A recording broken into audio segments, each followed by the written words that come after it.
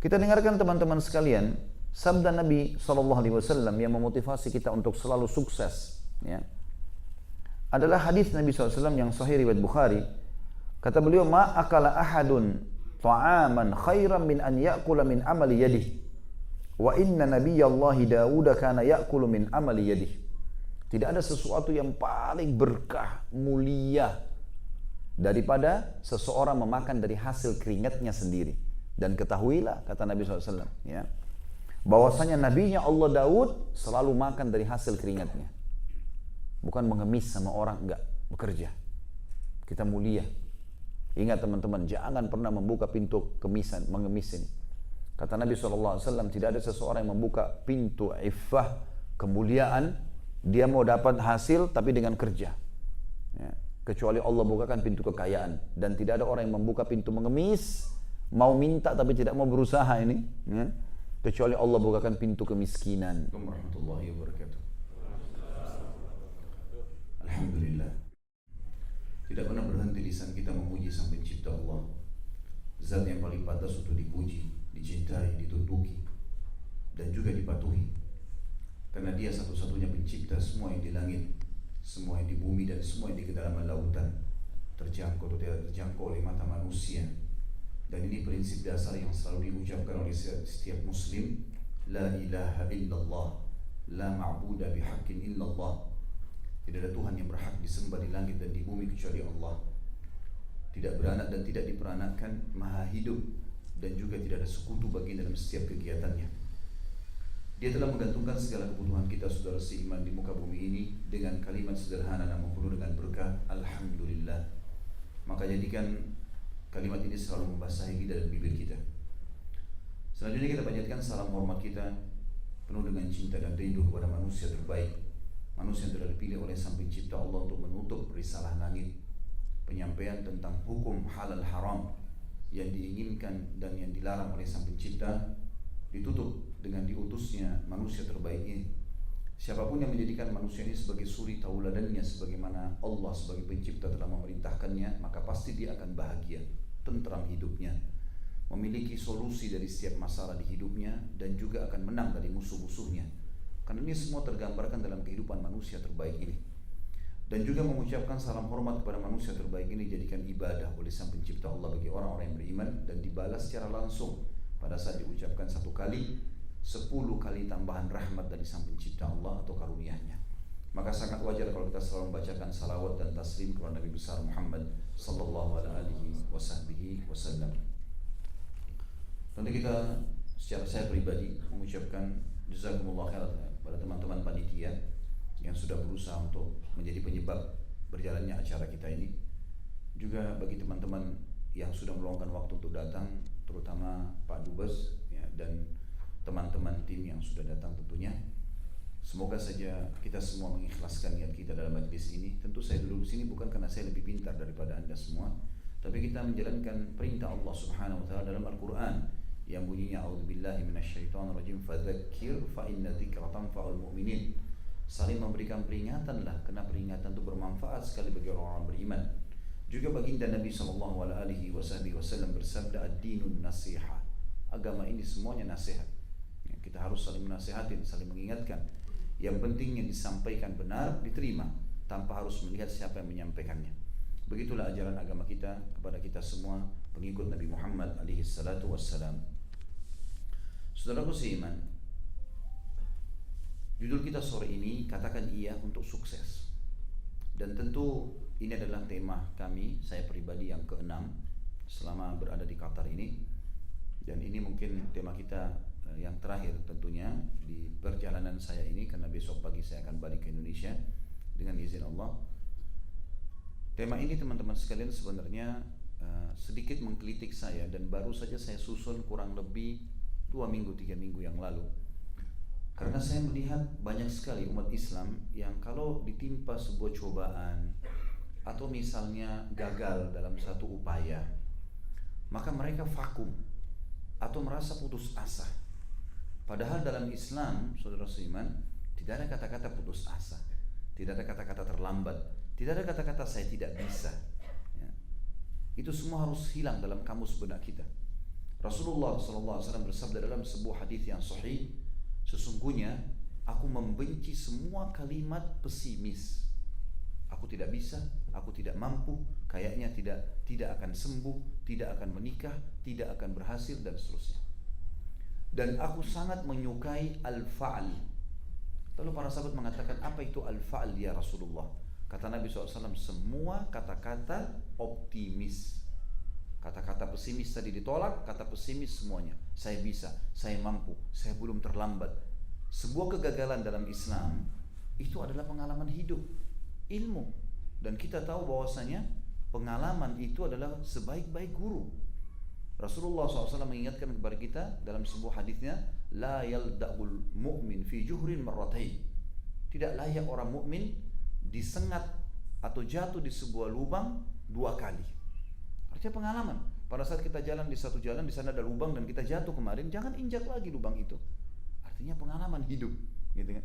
Itu sebuah ilmu dan itu bukan berarti kegagalan. Itu bukan sebuah hal yang membuat kita vakum. Kalau kita selalu menggunakan prinsip teman-teman sekalian, sudah deh, saya nggak bisa, sudah coba sekali nggak bisa. Berarti kita kalau tarik ini kepada anak kecil atau kita masih kecil, belajar naik sepeda pada saat jatuh luka. Kalau anak-anak kecil prinsipnya seperti kita sekarang, ya, maka tidak akan pernah ada yang bisa belajar naik sepeda. Karena semuanya pasti jatuh dulu. Ternyata jatuh itu memotivasi dia untuk lebih bisa dan berhasil. Kenapa kita waktu kecil punya prinsip sukses, sekarang tidak? Padahal sebenarnya harusnya seperti itu teman-teman sekalian. Semua cobaan yang datang itu untuk dihadapi. Dan Rasulullah SAW bersabda, Allah tidak akan menguji hambanya melampaui kapasitasnya. Enggak ada cobaan kita yang tidak bisa kita lalui. Allah mau kita bermuhasabah. Kalau kita sudah benar, pertahankan. Kalau kita salah, kita muhasabah. Enggak ada salahnya kita minta maaf dan memperbaikinya. Bukan aib dalam Islam. Makanya Imam Adz-Dzahabi rahimahullah memasukkan dalam buku beliau Al-Kabair atau dosa-dosa besar, putus asa, vakum, malas-malesan, merasa tidak bisa. Allah Subhanahu wa taala memotivasi kita teman-teman sekalian untuk selalu maju, sukses. Dan sukses itu teman-teman sekalian pada saat seseorang bisa mengambil pelajaran dari hidupnya, kemudian dia mendongkrak dirinya untuk menjadi orang yang berhasil. Tidak ada orang yang kaya raya teman-teman sekalian dalam hitungan 1-2 hari. Mereka juga melalui proses. Tidak ada orang yang pintar tiba-tiba hanya belajar 1-2 hari. Mereka melalui proses. Tidak ada orang yang berhasil menetralkan rumah tangganya kecuali melalui proses. Karena adaptasi 2 orang yang berbeda karakter, berbeda pola makan, pola hidup, maka butuh waktu. Kalau bahasa saya, nikmati prosesnya. Nikmati prosesnya. Itu penting sekali. Karena kalau tidak maka tidak bisa. Kita akan lihat saudaraku seiman, peringatan dari Nabi SAW dalam sebuah hadis yang sahih. Beliau bersabda, kalau seandainya di tangan seseorang di antara kalian ada tanaman, bibit tanaman, dan dia tahu besok kiamat, tetap dia tancapkan. Tetap dia tancapkan. Apa maknanya ini teman-teman sekalian? Maknanya tidak ada kata-kata putus asa. Ibnu Umar radhiyallahu anhu di umur beliau yang sangat tua, sudah mendekati 100 tahun, beliau menanam pohon kurma. Pohon kurma mirip pohon kelapa. Sekian tahun baru berbuah, gitu kan? Maka orang-orang di sekitarnya tanya, "Hai Ibnu Umar, kenapa Anda tanam pohon ini? Anda sudah sangat tua, Anda tidak akan bisa menikmati hasilnya." Apa jawaban beliau? "Saya menanamnya bukan untuk saya, tapi untuk generasi setelah saya, sehingga saya bisa mendapatkan amal jariah dari mereka." Sabda Nabi SAW, tidak ada seseorang yang menancapkan sebuah pohon kecuali jin, manusia, hewan-hewan yang bernaung di bawah pohon tersebut atau makan buahnya, kecuali dia akan mendapatkan pahala. Jadi tidak ada kata-kata vakum.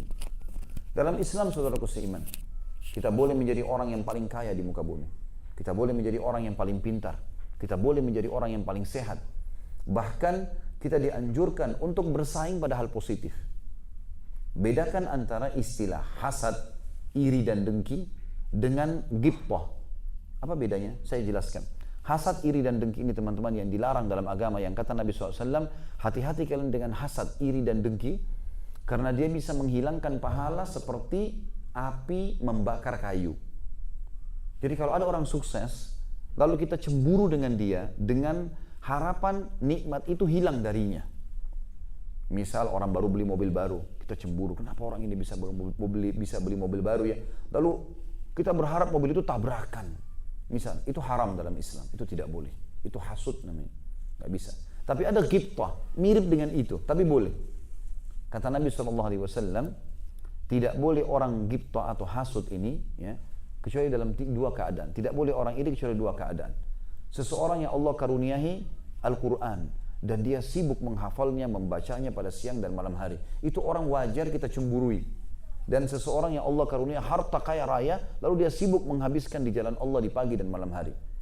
Ini namanya ghibtah. Jadi kalau kita cemburu pada seseorang yang punya kelebihan, kenapa dia bisa jadi sukses dalam pendidikannya, dalam rumah tangganya, dalam jabatannya, dalam fisiknya, tapi kita tidak berharap itu hilang dari dia, kita mengikuti langkahnya atau bersaing positif dengan dia, boleh dalam Islam. Boleh. Sekarang adik saya berhasil buka sebuah perusahaan. Saya sebagai kakaknya mengatakan, saya juga harus buka ya. Kenapa adik saya bisa? Sebagai cambuk atau motivasi, itu namanya ghibtah. Boleh dalam Islam. Yang tidak boleh kalau kita sekali lagi berharap nikmat itu hilang dari dia. Renungi teman-teman sekalian firman Allah Subhanahu wa taala dalam Al-Qur'an. Dalam surah Al-A'raf ayat 32, Allah berfirman, A'udzu billahi minasyaitonir rajim. Qul man harrama zinatallahi allati akhraja liibadihi wattayyibati minar rizq. Qul hiya lilladzina amanu fil hayatid dunya khalisatan yaumal qiyamah. Al-ayah. Katakanlah hai Muhammad kepada para pengikutmu, kepada manusia semua, siapa yang berani-berani mengharamkan perhiasan, kenikmatan, makanan, minuman, tempat tinggal, pendidikan, prestasi-prestasi tertinggi di dunia yang telah Allah keluarkan atau tetapkan bagi hamba-hambanya sebagai rezeki yang baik-baik buat mereka. Boleh kita jaga nama harum kita dengan kejar titel tertinggi pendidikan, boleh kita menjadi seorang pedagang yang hebat, boleh menjadi seorang pejabat yang hebat, boleh menggunakan pakaian yang terbaik. Islam tidak pernah suruh kita pakai baju kumuh, tidak pernah suruh kita makan roti kering, tidak pernah suruh kita untuk hidup susah-susah, enggak. Islam suruh kita menjadi orang yang mampu. Bahkan dalam Islam, kalau dicari mana yang lebih afdal, orang kaya atau orang miskin, dan dua-duanya saleh, maka dikatakan orang kaya saleh. Kenapa teman-teman sekalian? Semua ayat jihad, Allah mulai dengan bi amwalikum wa anfusikum, dengan harta kalian dan jiwa kalian. Harta didahulukan, bukan jiwa. Artinya orang punya harta itu luar biasa. Rasulullah SAW setiap kali ada jihad, maka beliau paling pertama panggil sedekah, harta dulu, baru susun pasukan untuk berperang. Ini penting. Sekarang teman-teman sekalian, pernah ada sahabat Nabi yang miskin datang kepada baginda Nabi SAW lalu berkata, ya Rasulullah, teman-teman kami yang kaya, yang sukses nih, mereka mendapatkan pahala-pahala kami bahkan lebih, karena kami sholat, mereka sholat, kami puasa, mereka puasa, sama, tapi mereka punya ekstra pahala karena mensedekahkan harta mereka kepada kami. Kami nggak punya itu, kami nggak bisa sedekah kepada mereka. Beritahukan kami amalan yang kalau kami kerjakan bisa minimal menyamai pahala mereka. Apa kata Nabi SAW? Bacalah setiap habis sholat, subhanallah 33, alhamdulillah 33, Allahu Akbar 33. Amalin. Itu bisa menyaingi atau menyamai pahala orang yang bersedekah. Ternyata diamalkan oleh para sahabat miskin nih. Gak lama kemudian datang lagi, ya Rasulullah, sahabat-sahabat miskin datang lagi, ya Rasulullah, sahabat-sahabat kami yang kaya mendengar hadis Anda. Artinya mereka amalkan tuh. Sekarang mengalahkan lagi pahala kami. Minta supaya dikasih ilmu baru, apalagi nih, gitu kan? Apa jawaban Nabi SAW? Dzalika fadlullahi yu'tihi man yasha. Itu karunia Allah yang Allah berikan kepada siapa yang dia inginkan. Maksudnya apa? Bersainglah, gitu loh. Silahkan kejar sukses, kejar kekayaan, kejar kepintaran, harus bisa, gitu kan? Ini poin penting yang harus kita garis bawahi teman-teman. Orang Islam tidak disuruh vakum. Sekarang kita kalau sholat di masjid, kalau kita masih masuk masjid, dapat pahala masing-masing. Tapi saya bisa dapat pahala ekstra. Gimana? Saya ajak teman saya, ayo sholat ya di masjid, sama-sama ke masjid. Saya dapat misalnya 10 pahala, dia dapat 10 pahala. Tapi saya dikasih sama Allah 10 plus seperti pahala dia tanpa dikurangi pahala dia. Karena saya mengajak dia. Kan gitu. Makin banyak saya ajak, maka makin banyak pahalanya. Imam yang mengimami kita sholat, panen pahala satu masjid. Muadzin panen imamnya, panen pahalanya imam dan pahalanya makmum. Gitu kan? Tapi ada satu hal yang penting. ada orang tidak hadir di masjid itu panen pahala semua. Siapa itu? Yang bangun masjidnya dengan duitnya, dengan hartanya. Dia dapat pahalanya, gitu kan? Itu luar biasa. Kita pergi haram, Masjid Haram Mekah, kita umrah, tawaf, iya dapat pahala. Kita umrahin orang tua kita, iya. Tapi yang bangun Masjid Haram panen pahala semuanya itu sekian juta orang. Karena itu, gitu kan? Jadi perlu digarisbawahi teman-teman sekalian. Saya pernah tulis sebuah artikel judulnya, apakah Islam menyuruh Anda menjadi orang kaya? Jawabannya iya. Iya. Disuruh, dan kita harus mampu untuk itu teman-teman sekalian. Karena waktu kita sama. Sama-sama 24 jam, punya 2 mata, punya 2 telinga, punya 2 tangan, punya 2 kaki. Tidak ada yang lebih kok. Kalau orang-orang kaya itu punya, atau orang yang sukses dalam pendidikan, gelar doktor, profesor, mereka itu punya waktu 27 jam, lebih 2 jam dari kita, masuk akal mereka melebihi kita. Enggak sama kok, gitu kan. Hanya mau, yang penting mau saja. Dan ada satu penyakit yang harus dijauhi, penyakit al-malas. Nah, ini penyakit berbahaya. Rasulullah SAW selalu berlindung darinya. Bahaya sekali. Lalu kata Allah SWT lanjutan ayatnya, katakanlah, itu semua aku siapkan kata Allah untuk orang-orang yang beriman di dunia dan juga di akhirat nanti dimurnikan buat mereka. Maksudnya di dunia bisa saja dia bersaing sama orang kafir, sama-sama kaya, tapi di akhirat mereka saja yang mendapatkan semua kenikmatan itu. Juga dikatakan oleh Allah Subhanahu wa taala dalam surah Jum'ah tentang salat Jumat ayat 10. A'udzu billahi minasyaitonir rajim. فَإِذَا قُضِيَتِ الصَّلَاةُ فَانْتَشِرُوا فِي الْأَرْضِ وَابْتَغُوا مِنْ فَضْلِ اللَّهِ وَاذْكُرُوا اللَّهَ كَثِيرًا لَعَلَّكُمْ تُفْلِحُونَ. Kalau kalian selesai mengerjakan salat Jumat atau salat wajib yang lain, maka fantashiru fil ard, bersebarlah di muka bumi, menyebarlah, bekerjalah. Apa maknanya di sini? Kenapa dikatakan bekerja kata ulama tafsir? Karena Allah bilang wabtagu min fadlillah, dengan cara mengejar karunia-Nya Allah, kejar tuh rezeki-rezeki, kejar tuh prestasi-prestasi dunia. Dan kata Allah SWT, wadhkurullaha katsiran la'allakum tuflihun. Dan pada saat kalian bekerja, banyak berzikir kepada Allah. Ingat, halal halal, haram haram. Halal nikmati, haram tinggalkan. Agar kalian beruntung. Sebesar apapun keuntungannya, tinggalkan kalau itu haram, dan kejar keuntungannya kalau memang itu halal. Nikmati. Dan saya sudah pernah jelaskan teman-teman sekalian, dan saya reviewkan lagi, sesuatu yang haram itu lebih sedikit daripada yang halal. Halal itu banyak. Maka untuk apa kita masuk ke yang haram? Kalau Allah haramkan babi, Allah ganti dengan sapi, ayam, kelinci, rusa, kambing, semua hewan di air. Lalu untuk apa babi? Haram itu sedikit itemnya. Haram khamr, Allah ganti susu, madu, sirup, air putih, banyak gantinya. Allah haramkan zina, Allah ganti dengan nikah, gitu kan? Ada gantinya. Kalau kita diberikan syahwat lalu Allah tidak, kita punya syahwat mau makan, mau minum, ya, mau bekerja, mau berhubungan interaksi sama lawan jenis, lalu Allah tidak berikan solusi, mungkin wajar orang melanggar. Ini enggak. Gitu. Yang halal banyak, yang haram itu sedikit sekali. Untuk apa kita masuk ke sana? Kita dengarkan teman-teman sekalian, sabda Nabi SAW yang memotivasi kita untuk selalu sukses. Ya, adalah hadis Nabi SAW yang sahih riwayat Bukhari.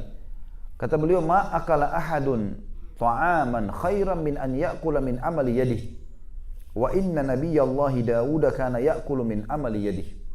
Tidak ada sesuatu yang paling berkah, mulia daripada seseorang memakan dari hasil keringatnya sendiri. Dan ketahuilah, kata Nabi SAW, ya, bahwasanya nabinya Allah Daud selalu makan dari hasil keringatnya. Bukan mengemis sama orang, enggak, bekerja. Kita mulia. Ingat teman-teman, jangan pernah membuka pintu kemisan, mengemisin. Kata Nabi SAW, tidak ada seseorang yang membuka pintu iffah, kemuliaan, dia mau dapat hasil tapi dengan kerja. Ya, kecuali Allah bukakan pintu kekayaan. Dan tidak ada orang yang membuka pintu mengemis, mau minta tapi tidak mau berusaha ini. Ya, kecuali Allah bukakan pintu kemiskinan. Nggak boleh dalam Islam ini. Ya. Kemudian juga dalam riwayat Imam Muslim dikatakan, kana Zakaria alaihissalam najjaran. Ketahuilah, kata Nabi SAW, Nabi Zakaria adalah seorang tukang kayu. Bukan aib, yang penting dia profesional di bidangnya, akan mendatangkan income. Ya. Kemudian juga dikatakan dalam riwayat lain, anna Idris kana khayyatan yatasaddaqu bi fadli kasbih. Nabi Idris alaihissalam adalah seorang tukang jahit dan dia bersedekah dari hasil ya, jahitannya itu, keuntungan jahitannya. Orang juga kalau mahir dan profesional, dia dalami ilmunya, maka insya Allah dia akan dapat keuntungan yang besar di situ. Juga Nabi Muhammad SAW bertransaksi dan berjual beli, dan beliau terus saja bertransaksi teman-teman sekalian sampai masa kenabian dinobatkan. Dari umur 21 tahun sampai 40 tahun, 19 tahun Nabi SAW berdagang dan sukses. Tidak ada orang yang sukses beliau di Mekah pada saat itu. Pada saat beliau mulai berdagang, orang-orang Mekah banyak membawa duit dari Mekah ke negeri Syam, beli barang, nanti barang itu dibawa ke Mekah lagi untuk dijual. Jadi cuma sekali transaksi, beli di Syam, jual di Mekah. Nabi SAW waktu membawa harta-harta orang Mekah termasuk Khadijah sebelum menikah dengan beliau alaihissalatu wassalam, Nabi SAW membeli dengan harta itu semua produk Mekah. Jadikan duit semua, produk dibawa ke negeri Syam, dijual di negeri Syam, untung beli barang Syam dibawa ke Mekah. Sampai akhirnya Rasulullah SAW menjadi orang yang kaya raya. Dan keliru orang yang mengatakan Nabi SAW miskin. Keliru sekali. Waktu beliau menikahi Khadijah, maharnya Khadijah 21 ekor unta. Antum di sini tahu mungkin harga unta. Kalau yang bagus bisa 10.000 real harganya. Yang besar. Dan dikasih di sini, Nabi SAW kasih unta betina merah. Itu unta yang paling mahal. Kalau di Saudi mungkin sekitar 10.000 real harganya. Di sini mungkin sama, kurang lebih. Kurang lebih begitu teman-teman. Bayangkan kalau kali 25 ekor. Ya. Berapa mahar Nabi SAW kepada Khadijah? Ratusan juta. Yang kita kadang-kadang di Indonesia cuma kasih perangkat alat sholat. Gitu kan. Nabi SAW kasih dengan begitu. Ya. Nabi SAW teman-teman sekalian menggunakan baju yang bagus, kain katun dari Yaman.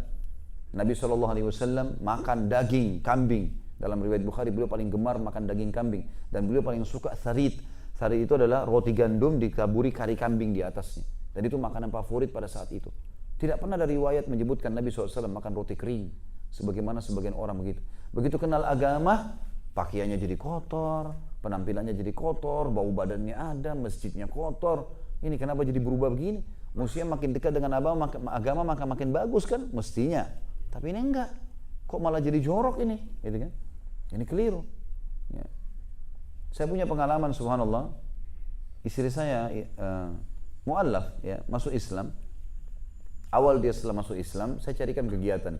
Kebetulan dia punya keterampilan di salon gitu.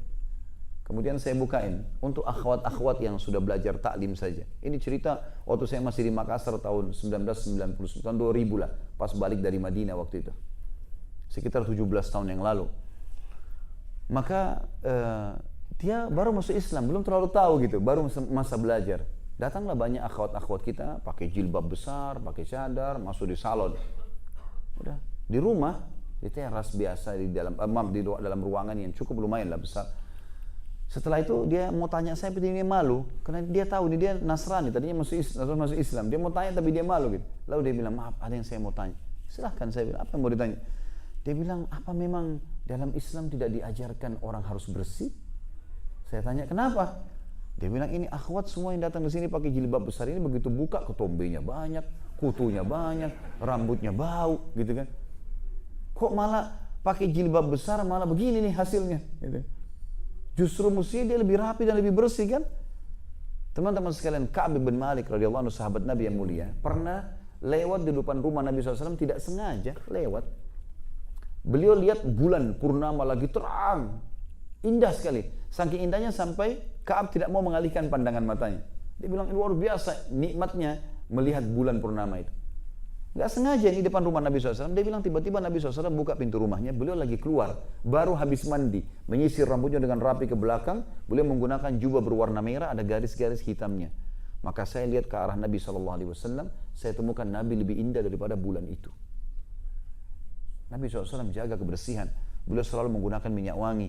Bahkan para sahabat mengatakan kami kalau salaman dengan Nabi SAW, kami temukan baunya sampai 3 hari. Kadang-kadang minyak wangi Nabi SAW menetes dari rambutnya alaihissalam. Dan beliau mengatakan, dicintakan untukku dunia ini karena adanya wanita yang untuk disayangi, ada istri, ada ibu, ada adik, ada anak perempuan, dan minyak wangi, wangi-wangian. Nabi SAW suka menggunakan siwak sehingga giginya bersih, gitu kan. Jadi ini harus dijaga teman-teman sekalian. Banyak orang subhanallah tidak amalkan ini. Mereka masuk masjid, kita sholat di sebelahnya, Masya Allah, ya. Kita rasanya sudah mau lari, ya.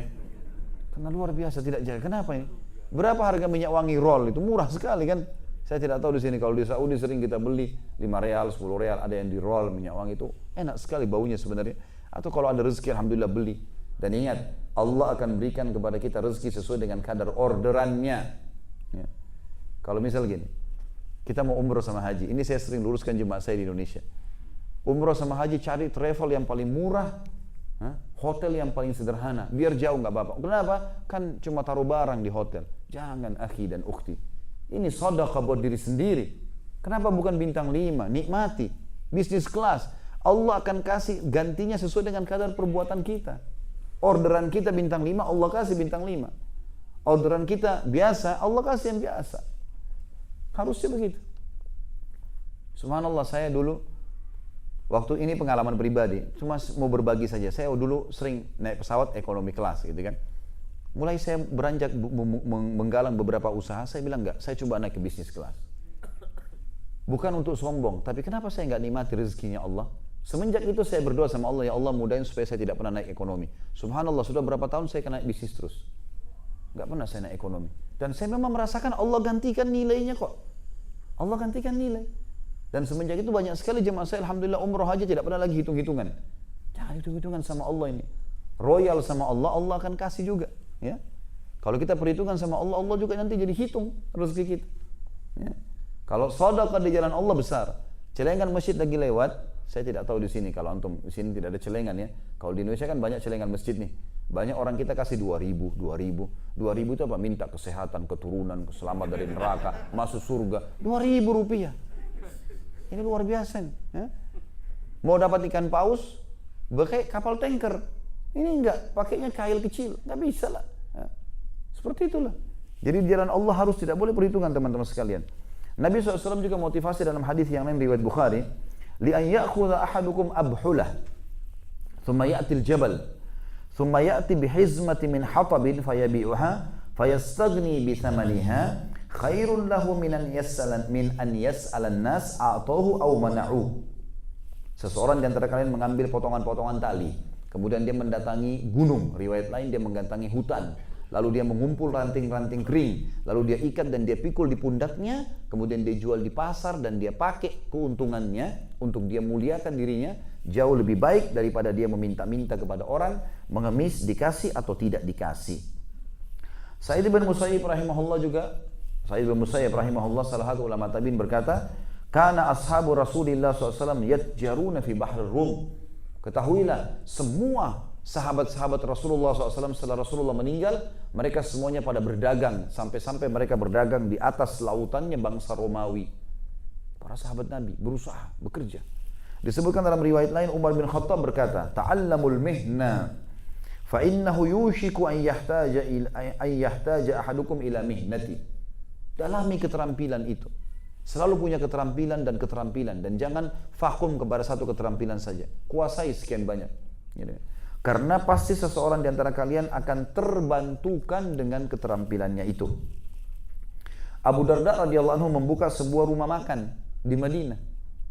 Dan saking luar biasanya beliau selalu masak sendiri, ingin supaya maju, sampai wajah beliau hitam karena kena arang atau asapnya masakan tersebut. Kemudian Abu Bakar juga dikatakan oleh Aisyah radhiyallahu anha adalah atjarul Quraisy, atjara Quraisy, pedagang yang paling ulungnya Quraisy, hatta dakhala fil imarah, sampai dia masuk ke kancah politik untuk menjadi khalifah, baru beliau tinggalkan. Juga Qais bin Asim rahimahullah. Qais bin Asim ini salah satu ulama tabi'in berkata kepada anak-anaknya pada saat akan meninggal, alaikum bil mal wastina'ah. Kalian harus cari harta itu, prestasi dunia itu, dan harus kalian kembangkan. Fa innahu mambahatul karim. Karena sesungguhnya prestasi-prestasi itu, harta, jabatan, nama yang baik, yang pendidikan yang tinggi kalau kita sekarang, itu adalah kemuliaan seseorang. Wa yustagna bihi 'anil laim, dan juga bisa menolong agar tidak dihina. Wa iyyakum wal mas'alah, dan jangan pernah kalian mengemis dan malas-malasan. Fa innaha akhiru kasbatir rajul. Karena itu kalau terakhir sekali sudah tidak ada jalan keluar, orang sudah bangkrut atau kena banjir, badai, segala macam, stroke, nggak bisa lagi bekerja, maka terakhir baru dia buka pintu minta. Jadi tidak boleh orang dalam keadaan sehat membuka pintu itu. Sa'id bin Musayyib juga mengatakan rahimahullah, la khaira fi man la yatlubul mal. Nggak ada kebaikan bagi seorang muslim yang tidak mencari harta. Mencari harta, prestasi dunia. Yaqdi bihi dainah, dengan harta itu dia akan melunasi utang-utangnya. Wa yasunu bihi irdah, dan dia muliakan nama baiknya. Wa yaqdi bihi zimamah, dan dia juga menguatkan menguatkan kehidupannya, maksudnya mengatur dengan rapi kehidupannya. Wa immata taraka mirathan liman ba'dah, dan kalau dia mati bisa jadi warisan bagi ahli warisnya. Mulia semuanya. Ad-Dahhak ibn Muzahim rahimahullah, salah satu tabi'in, berkata, syaraful mu'min salatun fi jawfil laili wa izzuhu istighnahu anin nas. Kemuliaan seorang muslim atau seorang mukmin adalah dia selalu sholat malam, dan juga kemuliaan dirinya adalah pada saat dia tidak bergantung kepada orang-orang, artinya dia berusaha untuk memberikan atau mendapatkan hasil. Umar bin Khattab juga berkata dalam riwayat yang lain radhiyallahu anhu, maksabatun fi dina'ah khairun min su'alin nas. Bekerja keras walaupun hasilnya masih pas-pasan jauh lebih baik daripada seseorang mengemis kepada orang lain. Luqman Al-Hakim rahimahullah, yang disebutkan dalam Al-Quran surah Luqman, seorang yang saleh dari zaman dulu, karena salehnya sampai Allah kekalkan dalam Al-Quran dan diberikan nama surah dengan namanya. Dia berkata kepada anaknya, ya bunayya, wahai anakku, istagni bil kasbil halal, selalulah fokus mencari pendapatan yang halal. Fa innahu maftakara ahadun illa asabathu ihda thalathat khisal. Tidak ada orang yang meninggalkan untuk bekerja dan mendapatkan prestasi dunia dan harta yang baik, kecuali dia akan ditimpa salah satu dari 3 keadaan buruk, 3-tiganya. Yang pertama, riqqatun fi dinihi, pasti agamanya jadi loyo, jadi lemah. Orang miskin itu nanti agamanya gampang dibeli. Sampai kata Nabi SAW, kadal faqru an yakuna kufra. Kefakiran itu sangat dekat dengan kekufuran. Bisa dibeli agamanya dengan Indomie kalau kita di Indonesia, beli dengan beras, beli dengan baju, beli dengan kendaraan, bisa dibeli. Ini bahaya kalau orang tidak punya pendapatan, teman-teman, tidak punya prestasi dunia, bisa dibeli. Lemah agamanya. Kata Luqman Al-Hakim dari zaman dulu nih, dari sebelum Nabi SAW. Kemudian yang kedua, au dha'fu fi aqlihi, atau akalnya jadi sempit. Orang kalau bekerja menghadapi manusia, menghadapi suka dukanya, perdagangan, pekerjaan, dia selalu otaknya ini sinyal listriknya bergerak terus. Dia berpikir jalan keluarnya, masalahnya bagaimana mendapatkan ini, bagaimana menahan ini. Jadi dia hidup. Beda dengan orang yang vakum ini. Orang yang malas, teman-teman, maka semua akalnya jadi pendek. Kita sering lihat orang yang bermalas-malasan, duduk di pinggir jalan, tidur, pengangguran, pendek akalnya. Kita nggak bisa ajak diskusi orang seperti ini. Dia nggak bisa berpikir. Ini yang kedua.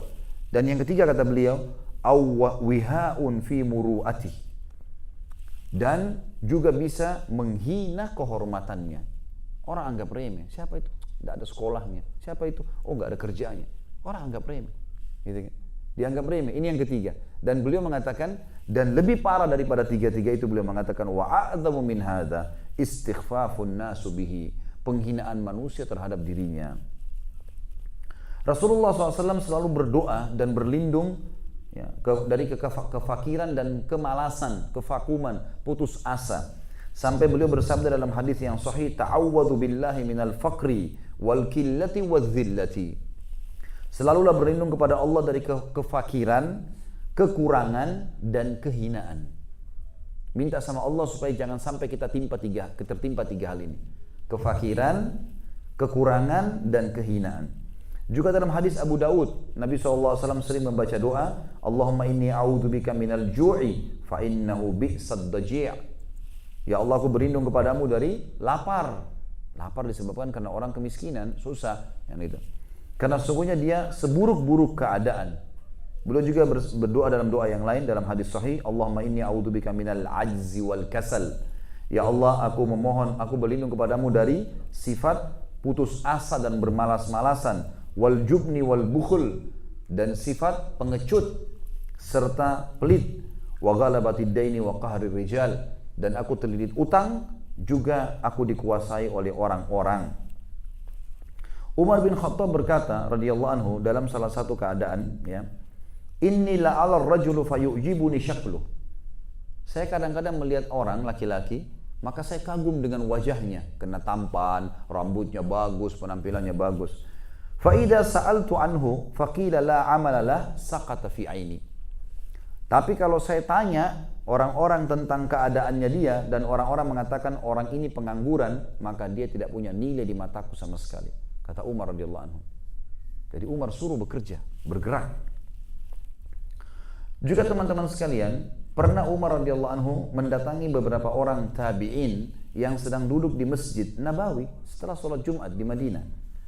Setelah itu Umar tanya mereka, kenapa kalian duduk di sini? Ngapain? Habis sholat Jumat duduk di masjid, ngobrol-ngobrol, nongkrong, ngapain nih? Kata mereka, nahnu mutawakkiluna 'ala Allah. Kami bertawakal kepada Allah karena kami enggak punya pekerjaan, ya sudah di sini saja. Ada makanan orang kasih, ya sudah, kalau enggak ada ya sudah kami tinggal di masjid. Faya'luhum ya bidurratin wa yanhanuhum. Maka Umar pun memarahi mereka sambil berkata, la yaq'ud ahadukum an talabi rizq. Janganlah kalian vakum dari mencari rezeki. Wa yaqul, lalu dia berkata juga, Allahumma rzuqni. Sambil dia berkata, orang-orang ini berkata, ya Allah berikan saya rezeki. Sambil dia vakum dulu di masjid, ya Allah berikan saya rezeki, tapi tidak bekerja, gitu kan. Umar bin Khattab ajarkan kita sebuah konsep penting ini. Waqad alima anna as-samaa'a la tumtiru dhahaban wala fiddah. Padahal dia sudah tahu langit tidak akan pernah dari hukum Allah menghujankan emas atau perak, enggak mungkin. Dia harus bekerja ikhtiar, baru Allah kasih. Muhammad bin Thawr juga berkata bahwasanya Sufyan ats-Tsauri, salah satu ulama tabi'in, tadi kebetulan pagi kita sempat menceritakan tentang Sufyan ats-Tsauri rahimahullah, seorang tabi'in yang masyhur, ulama besar ya, yang terkenal memiliki julukan Sajjad, orang yang paling suka sujud ya. Dia tidak angkat kepalanya dari sujud kecuali sudah sampaikan seluruh hajatnya kepada Allah. Dia pernah melihat orang-orang lagi duduk di Masjid Haram Mekah karena beliau ulama Mekah. Lalu ditanya, "Ma yujlisukum?" Apa yang buat kalian duduk-duduk di sini? Qulna ma nasna. Mereka pun berkata, apa yang kami harus lakukan? Kami enggak tahu harus buat apa, enggak ada ide. Mau kerja juga enggak ada pekerjaan. Kata beliau, qala utlubu min fadlillah. Keluar dan cari karunia-Nya Allah. Wala takunu iyalan 'alal muslimin. Dan jangan pernah kalian menjadi beban bagi orang-orang Islam. Orang-orang kayak kalian ini akan jadi bebannya kaum muslimin. Keluar, bekerja. Apa saja, angkat batu, apa saja, lakukan apa saja, bergerak. Dalam pepatah bahasa Arab dikatakan taharrak fa inna fi harakati barakah. Bergerak, karena setiap gerak itu akan datangkan berkah kok. Mesti kita bergerak, berusaha. Dalam pepatah bahasa Arab yang dikatakan manjadda wajad. Siapa yang berusaha dia pasti akan dapat. Ya. Kalau kita targetnya 10 minimal kita dapat 6 minimal itu. Pasti bisa, nggak mungkin tidak. Nggak ada orang yang berusaha itu kosong, nggak ada. Pasti akan ada sesuatu yang dia dapatkan. Kemudian juga dikatakan bahwasanya seseorang pernah bertanya kepada Nabi SAW, Ayu kasbi afdal? Pendapatan apa yang paling bagus ya Rasulullah? Qala amalur rajul biyadi wa kullu bai'in mabrur. Setiap pekerjaan seorang laki-laki dengan hasil tangannya sendiri dan semua transaksi yang jujur. Ini menjadi pedagang memang teman-teman sekalian adalah sebuah perintah dalam agama ya. Bahkan dalam sebuah hadis yang lain kata Nabi SAW, Allah membuka ya 99% atau mayoritas rezeki di perdagangan dan sisanya di yang lainnya, gitu kan. Dan Nabi SAW menjanjikan bagi seorang pedagang muslim yang jujur itu akan mendapatkan kedudukan. Kata Nabi SAW dalam hadis, at-tajirus saduqul amin ma'an nabiyyina was-siddiqina wasyuhada. Seorang pedagang yang jujur dan terpercaya muslim, mereka kedudukannya bersama dengan nabi-nabi, orang-orang jujur dan orang para syuhada di surga nanti.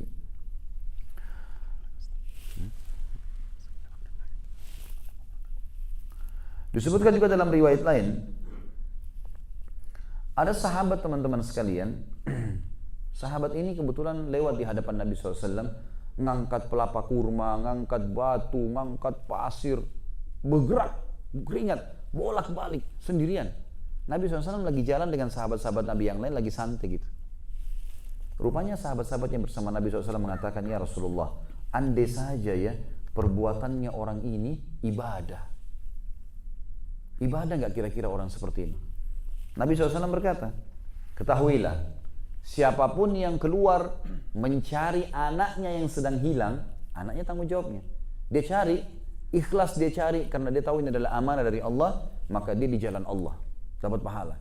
Siapa yang keluar mencari orang tuanya yang hilang, yang merupakan tanggung jawabnya juga, gitu kan? Yang sudah tua, mungkin hilang karena pikun, tidak tahu, dia cari, dia juga di jalan Allah. Dan siapapun yang keluar mencari rezeki untuk memuliakan dirinya, dia di jalan Allah. Sebenarnya poin terakhir yang ingin Nabi SAW sampaikan, ya. Lalu kata Nabi SAW, dan siapapun yang keluar riya untuk pamer-pamer, untuk sombong-sombong, fahuwa fi sabili syaitan, maka dia berada di jalan syaitan. Di jalan syaitan. Jadi di sini teman-teman sekalian, kita harus paham luar biasa bagaimana wasiat dalam agama kita untuk hati-hati. Ya. Jangan sampai, maksudnya hati-hati di sini jangan sampai kita vakum, jangan sampai kita malas, jangan sampai kita mengatakan kata terlambat.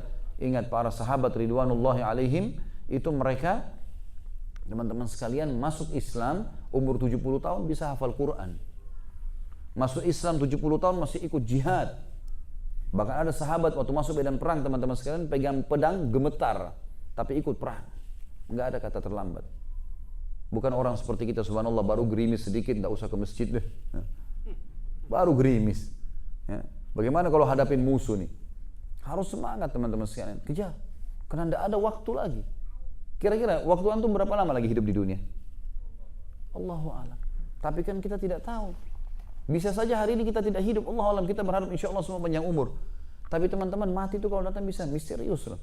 Di ruangan ini sekarang pojok sana bisa malaikat maut datang, saya cuma lihat, Anda semua tidak lihat. Tiba-tiba cabut perut saya, mati, tergeletak. Malam ini saya sudah di kuburan, dikenang Khalid Basalamah pernah ceramah, sebatas itu. Setiap detik kita bisa terjadi. Tidak harus orang masuk ICU baru mati. Kejar yang terbaik. Di dunia kita jadikan sebagai prestasi dunia supaya nama kita harum, diniatkan juga ikhlas. Semua yang halal kita nikmati, maka akan jadi penyebab kita dapat yang terbaik di akhirat sana. Kita harus begitu. Begitu pula teman-teman sekalian sebagai penutup dengan di akhirat. Juga begitu. Kita harus kejar yang terbaik di akhirat. Jangan bilang saya yang penting masuk surga. Jangan. Sayang.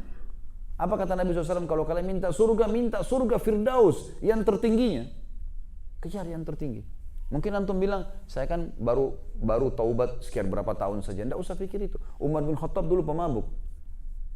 Tapi dia tidak pikir masa lalunya, karena Islam tidak pernah lihat masa lalu seseorang. Sekarang ke depan. Apa yang saya dapatkan sekarang ke depan. Itu yang penting. Belum terlambat teman-teman sekalian. Sebagai penutup saya lihat teman saya belajar dari teman saya waktu saya masih S1 di Madinah. Dari Afrika semua, dari Senegal. Duduk di sebelah saya pas. Kebetulan kami sudah kuliah waktu itu tahun 1994 di kuliah dakwah. Mungkin sudah berjalan kuliah 3 bulan, 2 bulan kuliah. Artinya tiap hari ini 5 mata pelajaran. Jadi kali 2 bulan ini banyak sekali materi yang ketinggal gitu. Orang ini masuk, salaman, kenalan sama saya, namanya Abu Bakar, Masya Allah. Saya masih ingat sampai sekarang. Beliau duduk di sebelah saya, kemudian saya, apa yang dosen bilang saya tulis kan. Dia juga mulai tulis. Dia tulis terus. Saya sempat berpikir, ini orang sudah ketinggalan, untuk apa dia tulis? Sempat ternyata di benak saya gitu kan. Tapi dia tulis saja. Saya kalau bilang, akhi Abu Bakar, bagaimana ente bisa tulis? Nanti kan ketinggalan. Dia cuma senyum sama saya. Ya lah apa-apa, saya tulis saja. Ditulis sama dia. Terus ditulis. Subhanallah, saya dapat pelajaran teman-teman. Itu ujian, nilai saya sama dia, nilai dia dekat sekali. Kok ini orang bisa ngejar nilai ya? Gimana caranya gitu? Ya. Prestasinya bagus sekali.